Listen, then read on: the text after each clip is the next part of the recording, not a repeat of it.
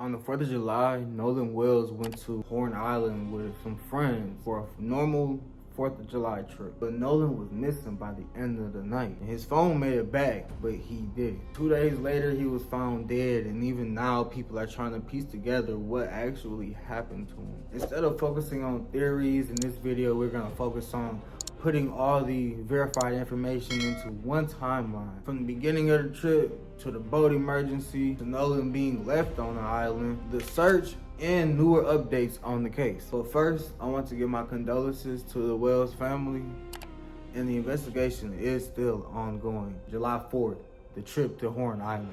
As an 18-year-old recent graduate from Ocean Springs High School, NolanWells traveled to Horn Island with a group of friends, which is off the Mississippi Gulf Coast and could only be reached by a boat. The group spent time on the same island that people were also there celebrating the holiday on, until the trip took an unexpected turn, the sea tow call. At around 4 p.m., a call was made to Sea Tow Company because of one of the boats that was having problems.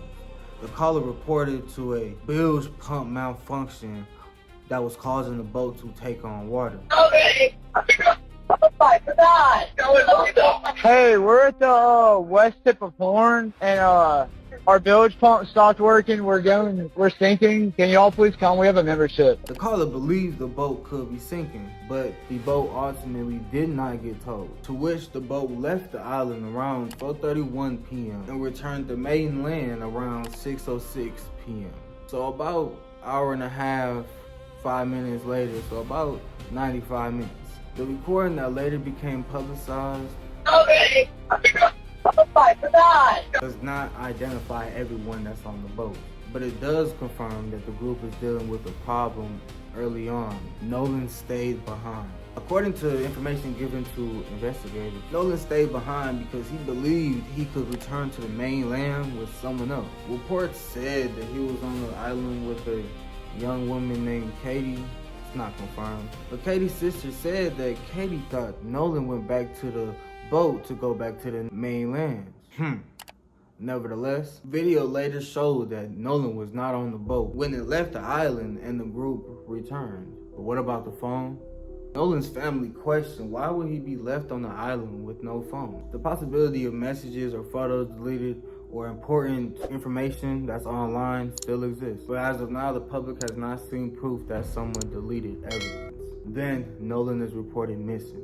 Later that night, a friend contacts the Coast Guard around 11 p.m. and he was reported missing by his mom about an hour later. As authorities searched the area around Horn Island, investigators started to think that maybe Nolan took a different boat back to the mainland. But as time passed, the search became more and more serious. 2 days later, at around 8:45 a.m. on July 6th, a park ranger found Nolan's body. It was in the water near the northwestern tip of the island, which ended the search, but then started even more questions. The autopsy. An official and independent autopsy was performed, and the independent examination wasn't able to determine definite cause of death, but there's an area of red discoloration on the back of Nolan's head, and without a clear fatal injury, that raised serious questions. Nevertheless, it was identified that the examination could not verify his cause of death. They couldn't verify if it was an accident, if it was a murder, or what, to which his cause of death is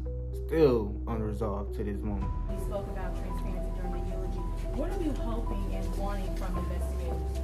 The truth. The newest update. Nolan's family is now taking legal steps to obtain digital information. They want records from major technology and social media companies. The Wells family is trying to find information that could help explain Nolan's movements, communications, and all his online activity before his disappearance, like recovering deleted evidence, if any at all. But what we do know is Nolan went to Horn Island on the 4th of July. There was a sea tow call made about a failing boat.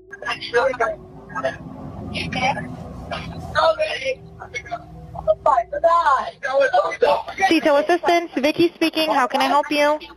Hey, we're at the west tip of Horn, and our bilge pump stopped working. We're sinking. Can y'all please come? We have a membership.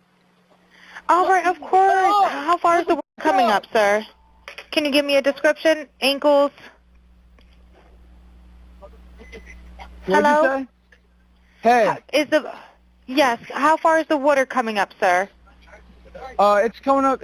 We're just sinking. I don't know. Like we're going down. Nolan did not return with the group. He was reported missing later that night around midnight, and then his body was found about 32 hours later. And with his death now undetermined, his family is seeking digital records for possible information. But until more information is released, the story is incomplete. With the biggest question remaining, what happened to NolanWells after he went to Horn Island? I see a lot of negativity, like people arguing online, misinformation, racial tensions, and people turning a tragedy into online entertainment. But at the end of the day, this is a family trying to seek justice for a son, a brother, a grandson, a nephew, a cousin, and a friend. What we doing next?